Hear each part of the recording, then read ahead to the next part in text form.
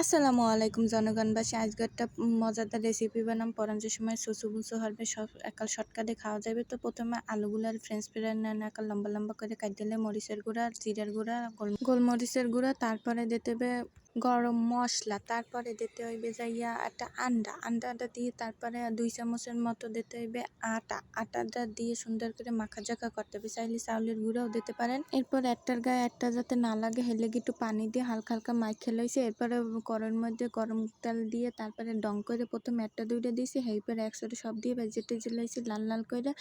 আর আপনারা তো কিপটাকা খালি লাইক কমেন্ট শেয়ার করেন না, কোনোটা দেখে কাটতে যান।